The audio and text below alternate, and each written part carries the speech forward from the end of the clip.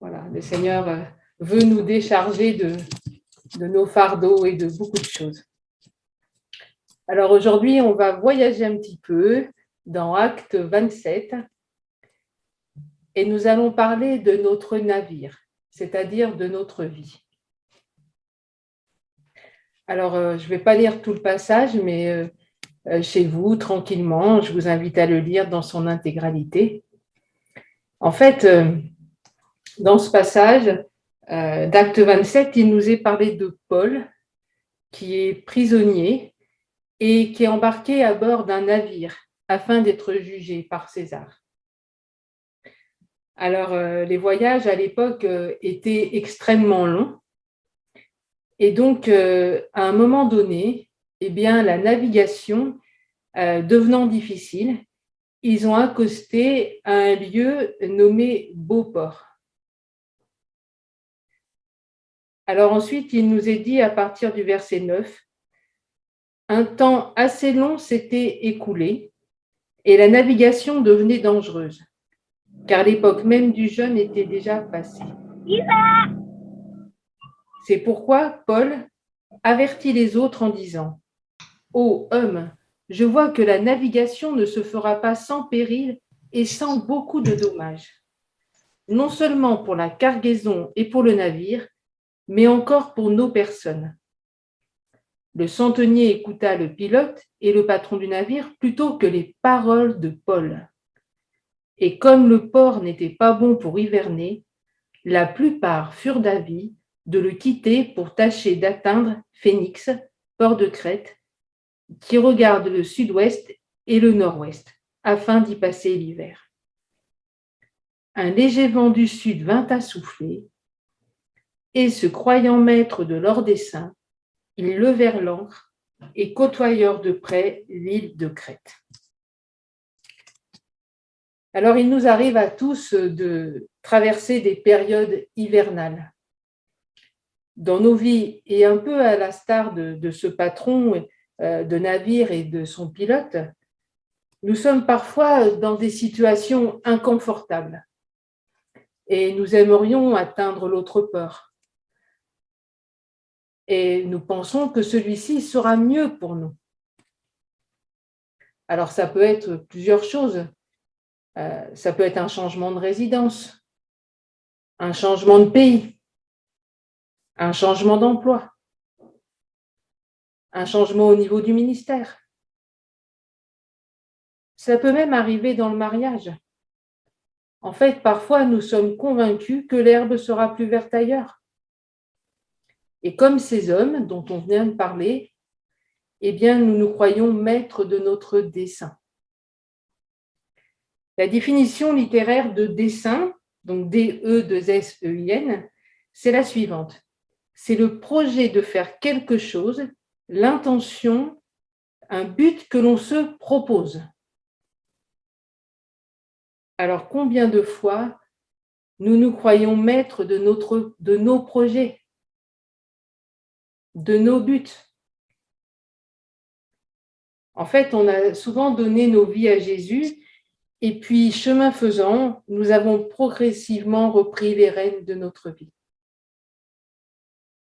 Combien de décisions, de directions nous avons prises, et ce sans avoir pris le temps d'être à l'écoute de Dieu, sans avoir eu l'approbation de Dieu, vous savez, se cacher sur notre cœur, que nous sommes vraiment dans ce que Dieu veut pour nous. De la même manière, combien de fois avons-nous agi en fonction des circonstances que nous traversons et non de la parole de Dieu? Alors bien sûr, je ne vous demande pas de répondre, mais réfléchissez à cela et répondez dans votre cœur. Nous le savons quand nous avons pris une direction ou que nous sommes laissés aller par rapport aux circonstances pour prendre une décision. Alors dans notre texte, il nous est dit qu'un léger vent vint à souffler. Alors ça veut dire en fait que les circonstances, elles semblaient favorables. Parce que pour naviguer, un léger vent, c'est propice. En fait, ça laissait sembler que tout allait bien aller, puis que les conditions, bien évidemment, étaient favorables pour partir. Cependant, la voix de Dieu au travers de Paul se fait entendre et il prévient qu'il y aura beaucoup de dommages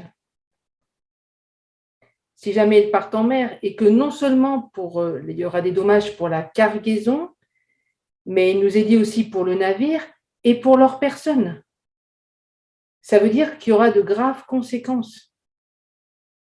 Mais en fait, eh bien, nos braves matelots et notre, on va dire, capitaine, eh bien, ils passent outre le conseil de Dieu et ils en font qu'à leur tête. Ils décident de partir et je vous rappelle que les conditions paraissent tellement favorables, un vent léger. Un jour, un couple qui était au service de Dieu, qui avait une assemblée, ont été fort interpellés par le message que j'avais reçu du Seigneur. Et j'ai eu une grosse opportunité de me joindre à eux. Et je devais servir Dieu dans leur communauté. La porte m'était ouverte géant, quoi. Et pourtant, je sentais comme quelque chose qui n'allait pas au fond de moi. Alors, j'ai décidé d'attendre que Dieu me parle à ce sujet parce que je ne comprenais pas pourquoi ça n'allait pas dans mon cœur. Et puis la réponse, elle ne se fit pas attendre. Le Seigneur m'a dit, tu restes où tu es. C'était pas facile à entendre. Parce que dans la communauté où j'étais, c'était l'hiver, ça semblait stérile. Les circonstances, là, par contre, semblaient tellement favorables. Mais j'ai décidé d'écouter Dieu et de rester. Et je peux vous assurer que les mois ont passé, les années, et j'ai pu me rendre compte après pourquoi, effectivement, Dieu m'avait dit de rester où j'étais. Et surtout, pourquoi il m'avait dit de ne pas y aller, quoi. A contrario, eh bien, un jour, j'ai vécu la même chose, mais au niveau du travail. Alors, un poste s'est ouvert pour moi, avec un très bon salaire, avec des horaires au top.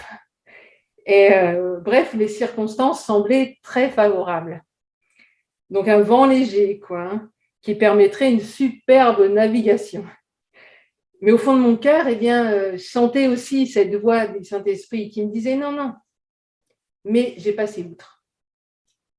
J'ai fait qu'à ma tête, un peu comme ces matelots. Et je peux vous assurer que j'ai eu un bon salaire, oui, j'ai eu des horaires, mais à quel prix? Il y a eu des conséquences, vraiment. Et j'ai vécu une période terrible, je suis tombée malade et j'ai dû faire marche arrière et m'humilier devant Dieu.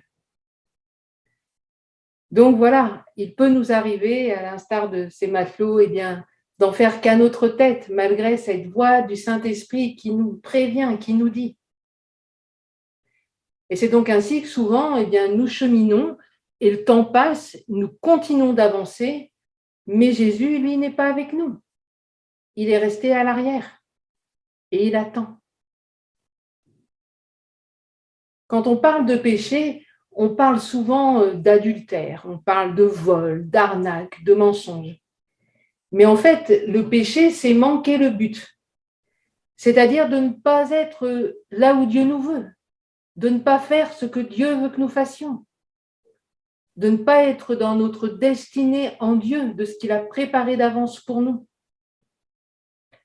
Vous connaissez tous ici l'histoire du fils prodigue.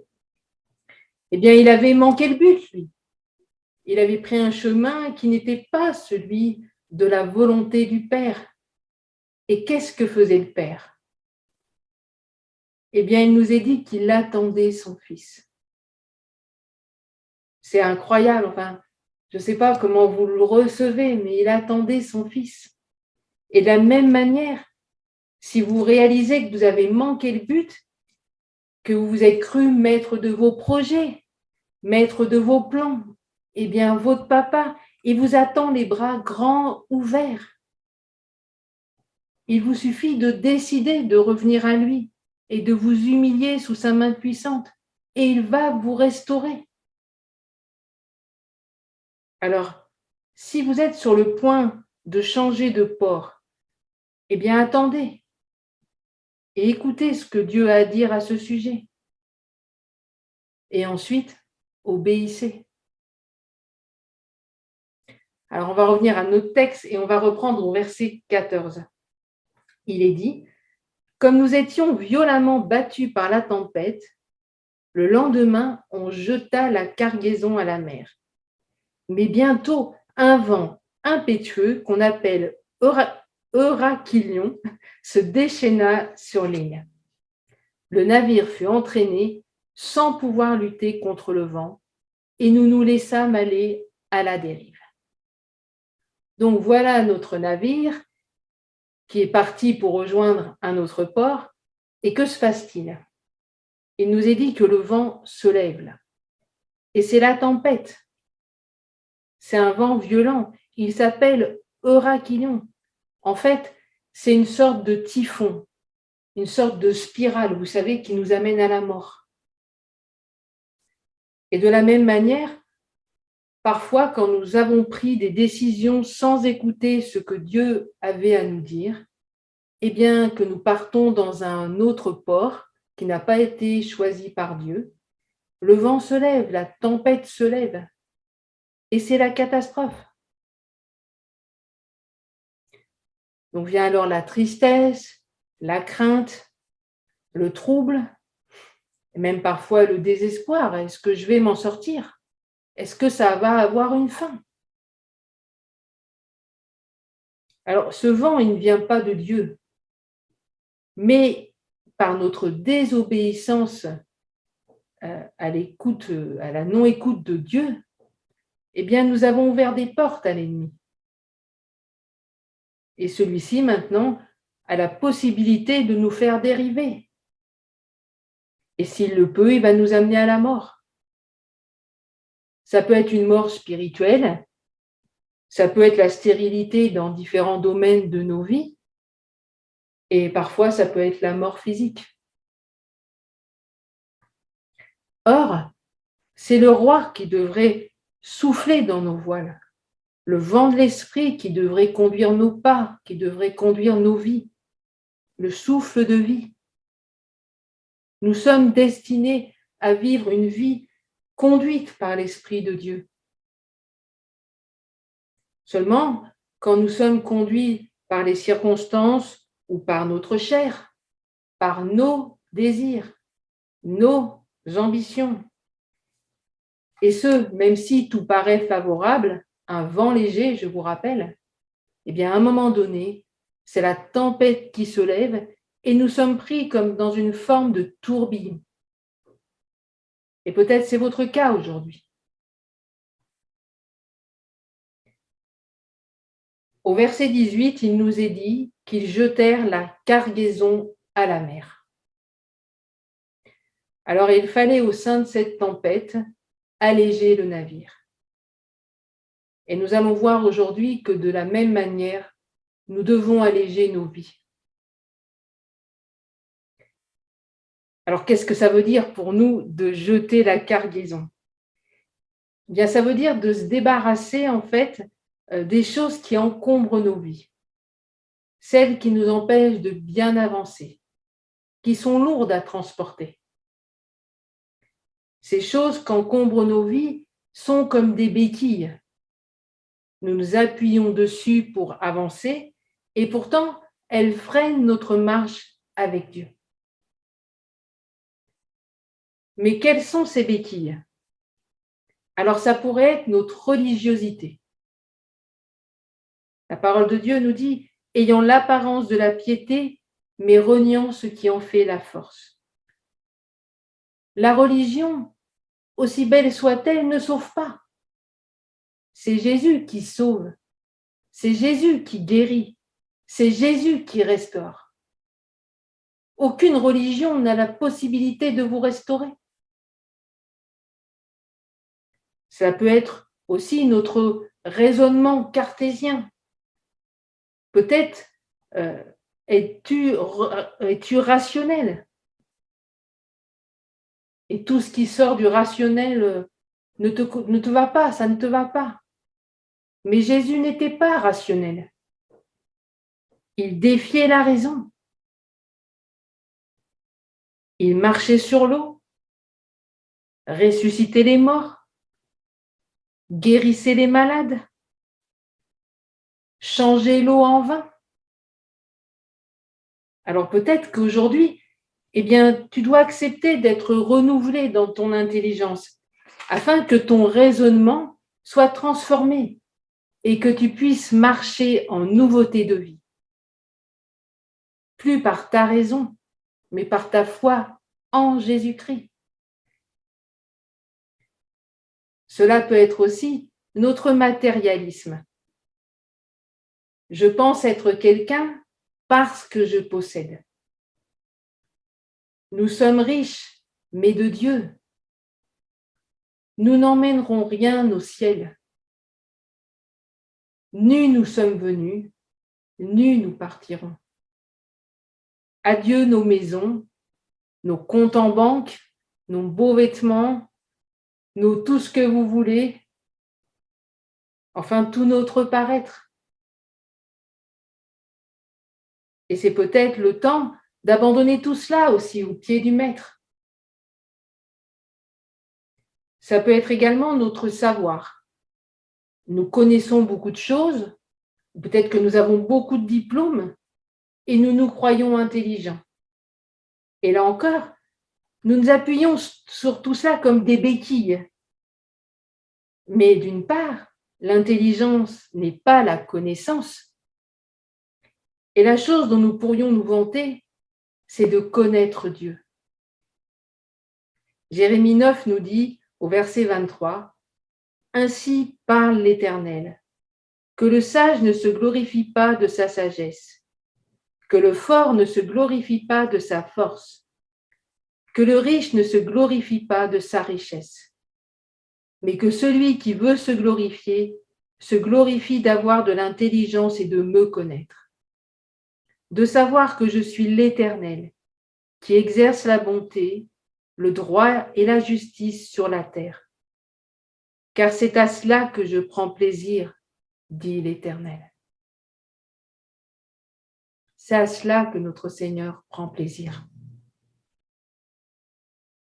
Et puis, dans cette cargaison qu'il nous faut jeter aux pieds de Jésus, il y a aussi nos émotions, nos sentiments,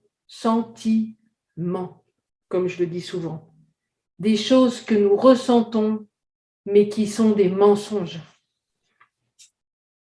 Nous ne devons pas marcher en fonction de nos émotions, mais par notre foi en Jésus et de ce que la parole nous enseigne.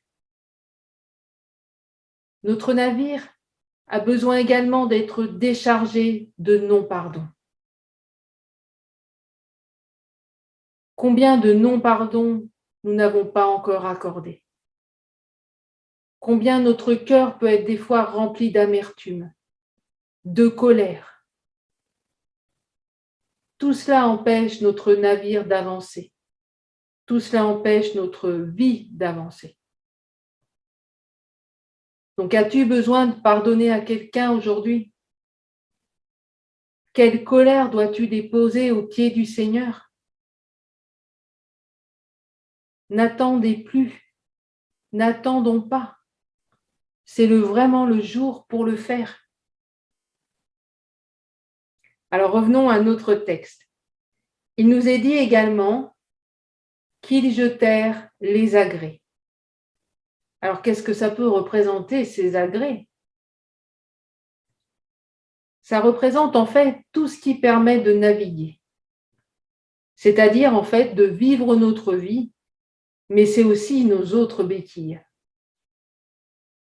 Ça peut être notre travail, notre conjoint, notre ministère, nos enfants, le service pour Dieu. Toutes ces choses, elles sont bonnes en soi. Mais parfois, elles ont pris trop de place. Et elles nous empêchent de vivre la vie que Dieu a pour nous. Pour certains enfants de Dieu, ces choses ont remplacé le Seigneur. Et chemin faisant, nos cœurs se sont refroidis. Apocalypse 2:4, vous le connaissez, mais il est important de s'y arrêter encore une fois. Ce que j'ai contre toi, c'est que tu as abandonné ton premier amour. Rappelons-nous les uns et les autres quand nous avons rencontré notre Seigneur. Nous étions chauds bouillants. Souvent, nous entendons des prédications sur le feu, nous voulons la puissance, le miraculeux, nous voulons le feu. Mais sincèrement, je crois que ce que nous avons le plus besoin, c'est du feu de l'amour. Nous avons besoin que nos cœurs se mettent à nouveau à battre pour Dieu et au diapason de Dieu. Qui n'a pas été amoureux un jour? Alors, rappelez-vous, quand vous étiez amoureux, eh bien, et j'espère que vous l'êtes encore, pour la plupart, eh bien, vous aimez parler à cette personne. Vous aimez passer du temps avec lui ou avec elle. Vous vous laissez interpeller par lui ou par elle. Vous essayez de lui plaire. Alors, faisons le point un instant. Est-ce que nous sommes encore amoureux, amoureuses de Jésus? Est-ce que notre cœur, il brûle encore pour lui? Est-ce qu'on a envie de passer du temps avec lui? Est-ce qu'on se laisse interpeller par lui? Est-ce qu'on lui parle? Est-ce qu'on veut lui plaire? Il est vraiment temps pour chacun d'entre nous de lâcher toutes ces choses qui ont pris la place du Seigneur, de déposer tout ça au pied du Seigneur et de le laisser reprendre la place d'honneur. Qu'il soit le maître. Alors revenons à notre texte. Le verset 20 nous dit « Le soleil et les étoiles ne parurent pas pendant plusieurs jours, et la tempête était si forte que nous perdîmes enfin toute espérance de nous sauver. » Alors voilà nos matelots vraiment bien mal en point. Et quand je lis ce passage, ça me fait repenser au passage d'Ézéchiel 37, au verset 11, qui dit « Il me dit, fils de l'homme, ces eaux, c'est toute la maison d'Israël. Voici, ils disent, nos eaux sont desséchées, notre espérance est détruite, nous sommes perdus. » Ils font le même constat que ces matelots. Et nous, est-ce que nous faisons le même constat au jour d'aujourd'hui pour notre vie? Alors le fait de lâcher tout ce dont je viens de vous partager, eh bien, ça peut sembler difficile de tout abandonner au pied du Seigneur. C'est un peu comme une mort à nous-mêmes. Cependant, la parole de Dieu nous dit dans Jean 12 au verset 24, « En vérité, je vous le dis, si le grain de blé qui est tombé en terre ne meurt, il reste seul. Mais s'il meurt, il porte beaucoup de fruits. » S'il meurt, il porte beaucoup de fruits. Quelle merveilleuse promesse! En fait, c'est comme dans la vallée d'Ézéchiel. Il semble ne plus y avoir d'espérance. Et c'est peut-être ton cas aujourd'hui.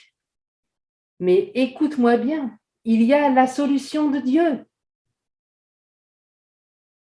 Tous ces matelots l'ont fait.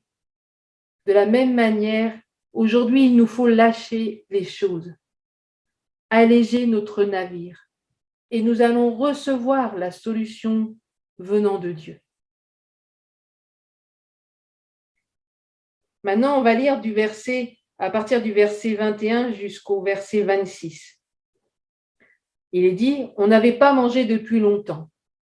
Alors Paul, se tenant au milieu d'eux, leur dit, « Ô homme, il fallait m'écouter et ne pas partir de Crète afin d'éviter ce péril et ce dommage. Maintenant, écoutez bien, là c'est moi qui vous le dis, maintenant, je vous exhorte à prendre courage, car aucun de vous ne périra, et il n'y aura de perte que celle du navire. Un ange du Dieu à qui j'appartiens et que je sers m'est apparu cette nuit. Et il m'a dit, Paul, ne crains point, il faut que tu comparaisses devant César, et voici, Dieu t'a donné tous ceux qui naviguent avec toi. C'est pourquoi, ô hommes, rassurez-vous, car j'ai cette confiance en Dieu qu'il en sera comme il m'a été dit. Mais nous devons échouer sur une île.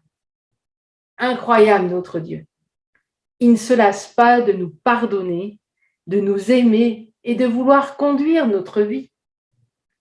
Au sein même de la tempête, après avoir désobéi comme ils ont désobéi et comme nous désobéissons parfois, eh bien, il va par l'intermédiaire de son ange parler à Paul. Et de la même manière, au sein de la tempête, Dieu veut nous parler à nouveau. Il nous est dit dans Osée, au chapitre 2, verset 16, « C'est pourquoi je veux la tirer et la conduire au désert, et je parlerai à son cœur. » En fait, au sein de la tempête que tu traverses, de ce désert, de cette saison stérile dans différents domaines de ta vie, malgré ta désobéissance, eh bien, Dieu veut te parler. Et voilà ce qu'il te dit aujourd'hui. Et je voudrais vraiment que tu écoutes cela. Voilà ce qu'il te dit. Il te dit, reviens à moi. Je t'aime. Si tu savais comme je t'aime. Il te dit, avant même que tu sois dans le ventre de ta mère, je t'avais consacré. Nous pourrions dire, je t'avais choisi. Je t'avais aimé. Et j'avais des projets pour ta vie. Abandonne toutes tes béquilles à mes pieds et viens te blottir dans mes bras.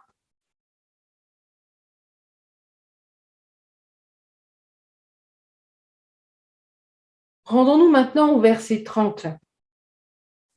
Il est dit, « Mais comme les matelots cherchaient à s'échapper du navire et mettaient la chaloupe à la mer sous prétexte de jeter les ancres de la proue, Paul dit aux centeniers et aux soldats, « Si ces hommes ne restent pas dans le navire, vous ne pouvez pas être sauvés. » Alors les soldats coupèrent les cordes de la chaloupe et la laissèrent tomber. Ah, ces matelots sont terribles, ils n'ont rien compris. Malgré la parole reçue directement du Seigneur, eh bien, les matelots ont tout de même peur et ne font pas confiance en Dieu. Alors, ils mettent la chaloupe à la mer. Alors, la chaloupe, pour nous, qu'est-ce que c'est? Eh bien, c'est notre pièce de rechange, j'aime à dire. C'est notre solution, mais ça n'est pas encore celle de Dieu. Malheureusement, nous sommes souvent tentés de faire la même chose que ces matelots. Pour nous, aujourd'hui, cette chaloupe, elle pourrait représenter notre bas de laine. Ah, j'ai quelques sous de côté, ça va m'aider à sortir de cette tempête. Je ne serai pas pris au dépourvu. Ça peut être notre relationnel. Alors, vous voyez, on fait la liste de nos connaissances pour voir quelle personne pourrait être notre chaloupe. Ça peut être à nouveau aussi notre savoir-faire. J'ai plusieurs cordes à mon arc, je sais faire plein de choses. Je ne serai pas pris au dépourvu. Mais qu'est-ce que Dieu nous demande de faire? Là aussi, notre chaloupe, elle doit être déposée, jetée aux pieds de Jésus. Et je pense que c'est le temps T pour un grand nombre d'entre nous. Après, on peut lire dans le verset 33 à 35 que Paul encourage les gens à manger. Et que fait-il? Eh bien, il rend grâce et rompt le pain. Je trouve que c'est fort. Je vous ferai remarquer qu'ils sont toujours dans la tempête. Mais Paul rend grâce. La parole de Dieu nous dit dans 1 Thessaloniciens, chapitre 5, verset 18, « Rendez grâce en toutes choses, car c'est à votre égard la volonté de Dieu en Jésus-Christ. » Alors, quel enseignement de Paul là? que même au sein de la tempête, nous devons rendre grâce à Dieu. Être reconnaissant à Dieu d'être Dieu et d'avoir tout accompli à la croix pour que nous soyons pardonnés et purifiés de tous nos péchés. Et que malgré notre désobéissance, nous puissions encore revenir à lui, couverts par le sang de l'agneau, afin qu'il nous parle et dirige à nouveau notre vie. Il nous est dit au verset 35 qu'il rompit le pain. Se rappeler de ce que Jésus a accompli à la croix pour moi, pour toi, mais encore bien plus que ça. La Sainte Seine, c'est le dernier repas de Christ avant sa crucifixion. Et à chaque fois que nous reprenons ce repas en mémoire de lui et de tout ce qu'il a accompli à la croix, pour nous, une table est dressée. Par cet acte, nous proclamons également notre appartenance à Jésus, affirmant aussi devant l'ennemi de nos âmes que nous sommes enfants de Dieu. Et cette table est ainsi dressée entre nous et l'ennemi. Jésus, notre Sauveur, il se place lui-même entre l'ennemi et nous, entre la malédiction et nous, entre toute forme d'esclavage et nous, entre notre passé rempli de béquilles et notre nouvelle vie en lui, entre nos mauvaises décisions et notre destinée en lui. Réfléchissons à cela. C'est important. Ce n'est pas un acte que nous faisons par habitude. Il y a réellement quelque chose qui se passe. Alors après avoir rendu grâce, eh bien au verset 38, il nous est dit qu'ils jetèrent le blé à la mer. En fait, ils jetèrent la dernière chose qui humainement leur permettrait de survivre. Ça paraît fou, humainement parlant. Mais ils ont tout lâché pour vivre une complète dépendance à Dieu. Ils devaient apprendre à savoir qui est Dieu. Plus de la théorie, plus de blabla, mais de la pratique. Nous sommes dans ces temps où nous devons lâcher des choses aux pieds du Seigneur et nous abandonner complètement entre les mains de Dieu, avec un esprit de reconnaissance, car il est Dieu et il tient toutes choses entre ses mains. Lui seul est notre secours. Il est notre bouclier. Il est notre avant et notre arrière-garde. Il est notre délivrance. Et moi-même, j'ai vécu la délivrance par le Seigneur. Il est le plus grand des médecins. Il est celui qui guérit. Et Dieu m'a guéri de nombreuses fois. Et si je vous parle aujourd'hui, c'est parce que Dieu m'a guéri. Sinon, je serais morte alors qu'il est. Il est celui qui pourvoit. Et de la même manière, nous avons vécu des façons de Dieu. Il a pourvu à nos besoins de façon incroyable, de façon miraculeuse, à plusieurs reprises, on pourra en témoigner. Il est vraiment ce Dieu qu'il dit. Il est notre paix. Dans ce monde où tout est bousculé, où tout le monde est dans la crainte, il est notre paix. Il est la paix. Il est notre joie.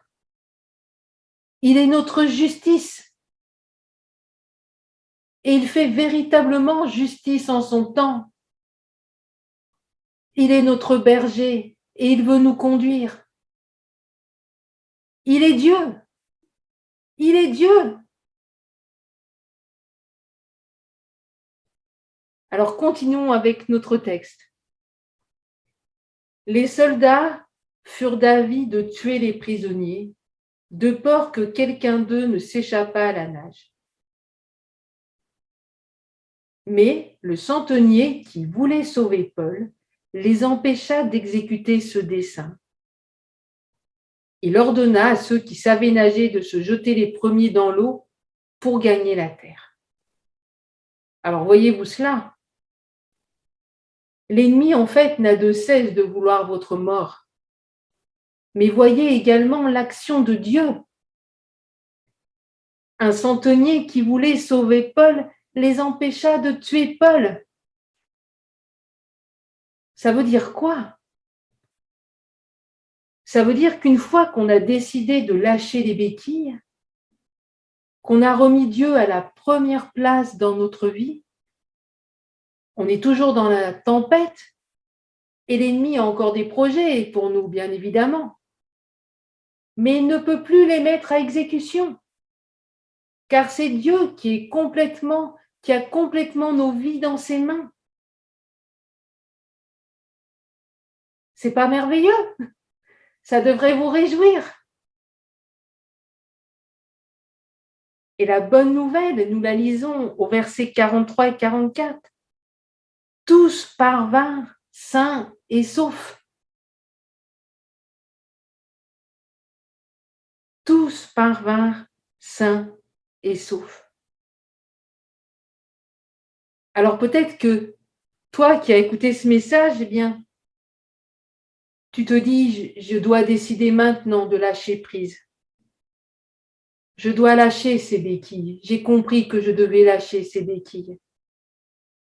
Je dois laisser Dieu être le Dieu de mon navire, de ma vie. Eh bien, le vent de son esprit, il va te ramener sain et sauf sur le rivage. Toi, mais également ton équipage, ta famille. Le miracle va avoir lieu. En 2009, j'ai eu un songe que certains déjà peut-être ont lu ou ont entendu, mais je vous le repartage. En fait, j'étais au sommet d'une montagne et tout en bas, il y avait plein de personnes occupées, affairées à plein de choses, comme on a vu le voir. Ils avaient plein de béquilles. Et puis, il y a eu un premier tremblement de terre qui est arrivé. Et j'avais peur, je sentais l'inquiétude monter en moi pour ceux que j'aime et puis pour moi aussi. Et puis, un deuxième tremblement de terre. Et la panique commençait à monter. Et ensuite, je savais, je ne sais pas vous l'expliquer vraiment, mais dans le songe, je savais qu'il y avait à avoir un troisième tremblement de terre et que ça allait être terrible. Et en fait, je me suis mise à crier Jésus et il n'y avait plus rien à quoi s'accrocher.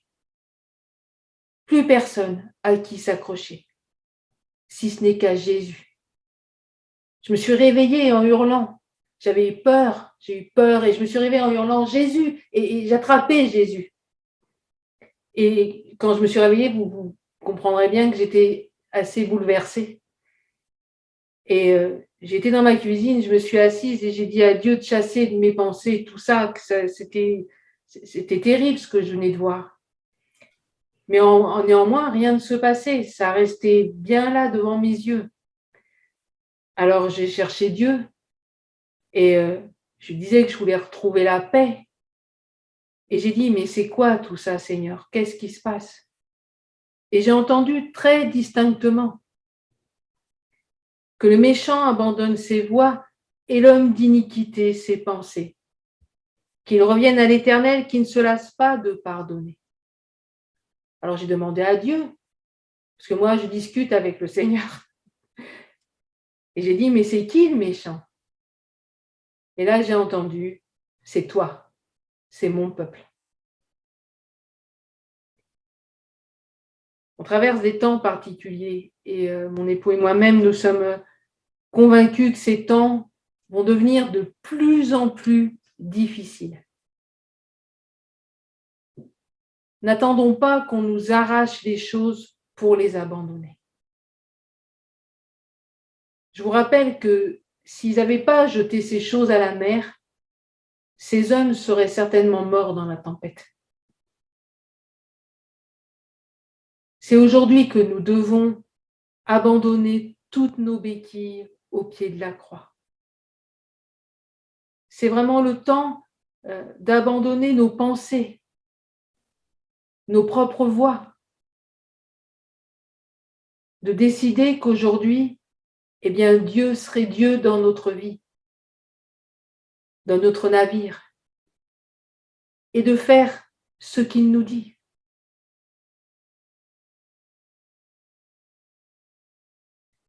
Nous allons arriver sur un rivage et nous serons sains et saufs. Je ne suis pas en train de vous promettre la vie sur cette terre. Nous pouvons arriver sur le rivage, eh bien, de son royaume, et nous serons sains et saufs, nous y serons parvenus. Nous aurons été jusqu'au bout. Mais il se peut aussi, et c'est aussi une espérance, que nous arrivions sains et saufs de l'autre côté, et que nous serons des instruments comme Paul l'a été, puissants entre les mains de Dieu. Donc je laisse tout cela sur votre cœur. Et si vraiment dans votre cœur résonne, ce message a fait écho, n'attendez pas un jour de plus. Décidez de lâcher ce qui vous empêche encore d'avancer, ce qui vous semble encore lourd. Parce que si vous ne lâchez pas, vous n'atteindrez pas le rivage. Que Dieu vous bénisse. Merci de m'avoir écouté.